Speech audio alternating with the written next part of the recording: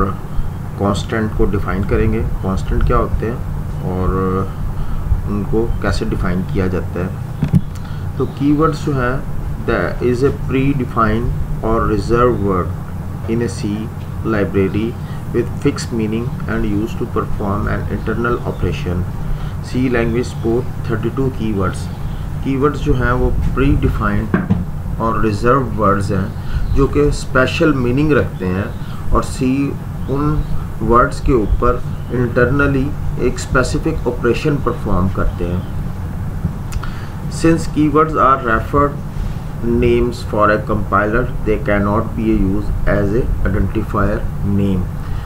Keywords जो हैं वो ऑलरेडी किसी ख़ास पर्पस के लिए कंपाइलर सी का यूज़ कर रहा होता है, इसीलिए आप उसको दोबारा आइडेंटिफायर के नेम के तौर पर यूज़ नहीं कर सकते। आइडेंटिफायर को हम डिफ़ाइन करेंगे। आइडेंटिफायर जो है वो वेरिएबल का नाम, कांस्टेंट का नाम और फंक्शन का नाम हो सकता है जो कि हम अपनी प्रोग्रामिंग के अंदर डिफ़ाइन करेंगे। अपने प्रोग्राम्स के अंदर आपने वेरिएबल डिफ़ाइन करना है, उसका नाम रखना है, कांस्टेंट डिफ़ाइन करना है, उसका नाम रखना है, या सी में फंक्शंस डिफ़ाइन करने हैं। तो all these are known as identifier. तो इन आइडेंटिफायर्स को जब आप डिफ़ाइन करते हैं there must be some rule, कुछ रूल्स हैं जिनके तहत आप उनके नाम डिफ़ाइन करते हैं। उनमें से एक रूल ये भी है कि आप कीवर्ड और रिजर्व वर्ड जो यूज़ हो रहे होंगे ऑलरेडी उनको आइडेंटिफायर के नेम के तौर पर यूज़ नहीं कर सकते। Every keyword exist in lower case letter like auto, break, case, constant, continue, int etcetera. तो ये कीवर्ड्स हमेशा लोअर ABC या लोअर केस में लिखे जाते हैं और उनमें आप जैसे जैसे हम ऑनवर्ड प्रोग्रामिंग करके जो है उनको स्टडी करेंगे तो उसमें हम इन तमाम कीवर्ड्स को यूज़ भी करते जाएंगे। तो कीवर्ड्स जो हैं वो 32 जो है अवेलेबल है सी के अंदर और उनकी लिस्ट जो है वो आपके सामने है। ब्रेक, एल्स, लॉन्ग, स्विच, ये तमाम जितने भी आपके सामने लिस्ट डिस्प्ले हो रही है that is 32 keywords which is use in C language. जी आज अब हम देखते हैं कांस्टेंट। कांस्टेंट क्या है? Constant refer to fixed value that the program may not alter during its execution. These fixed values are also called literal. Constant जो है मेमोरी के अंदर a memory location which value cannot be a change during the execution or alter. So memory की वो location, memory के अंदर वो जगह जिसकी वैल्यू जो है वो आप प्रोग्राम के अंदर दोबारा मॉडिफाई, चेंज या उसमें कोई तब्दीली ना कर सकें उसको हम कांस्टेंट कहते हैं। तो C constant are like a normal variable. जैसे आप वेरिएबल्स डिफ़ाइन करते हैं इसी तरह आप कांस्टेंट को भी डिफ़ाइन करते हैं, बट डिफरेंस जो है वो ये है कि वेरिएबल्स की वैल्यू कैन चेंज हो सकती है but constant their value can not be modified by the program once they are defined. जब एक दफ़ा जो वैल्यू आपने इसके अंदर डिफ़ाइन कर दी है आप उसको दोबारा चेंज या मॉडिफाई नहीं कर सकते। Constant refer to fix value. Constant में be belonging to any of the data types. Data types जो है वो हम देखते हैं अपकमिंग क्लासेस में, अपकमिंग वीडियोस के अंदर हम डाटा टाइप्स को भी देखेंगे। सो कांस्टेंट जो है वो मुख्तलिफ डाटा टाइप से बिलोंग करते हैं। कांस्टेंट जो है वो आप उनको डिफ़ाइन कर सकते हैं मेन दो कैटेगरीज़ में, जिससे अभी हम जैसे पिछली स्लाइड्स में हमने देखा था data types.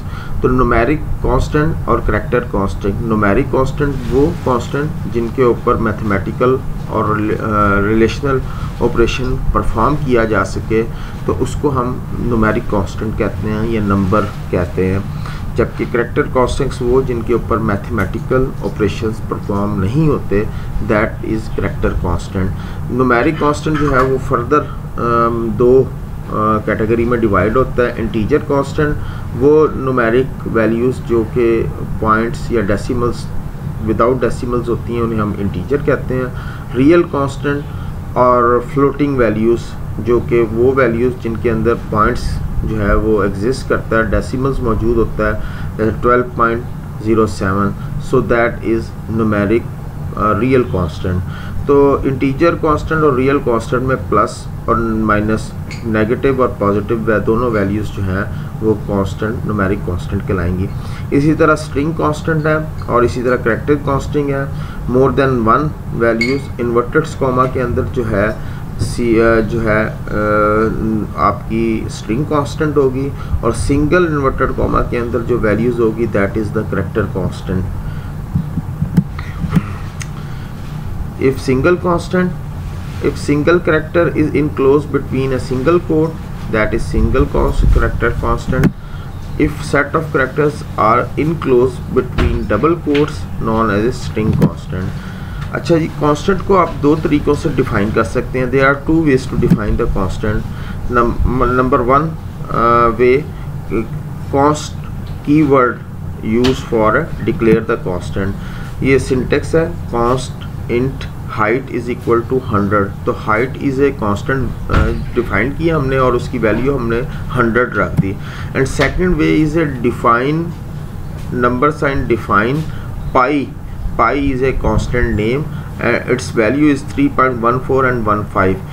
That is also known as a preprocessor directives. Preprocessor directives कैसे होते हैं, क्या है और उनको कैसे डिफाइन किया जाता है और कौन कौन से preprocessor directives हैं, इनको भी हम देखेंगे। डिफाइन जो है इसको बाज़ दफ़ा माइक्रोस भी कहा जाता है।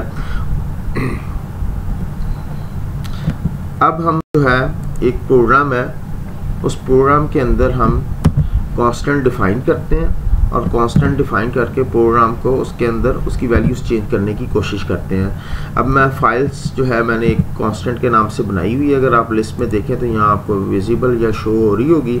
इसको सेलेक्ट करके मैं ओपन की कमांड अप्लाई की तो यहाँ पे जो है ये मेरे पास जो है एक कांस्टेंट मैंने डिफ़ाइन किया था, कीवर्ड कॉन्स्ट लिख के, और उसके साथ उसकी value a is equal to 10 रखा। इसी तरह मैंने उसको स्क्रीन के ऊपर डिस्प्ले किया।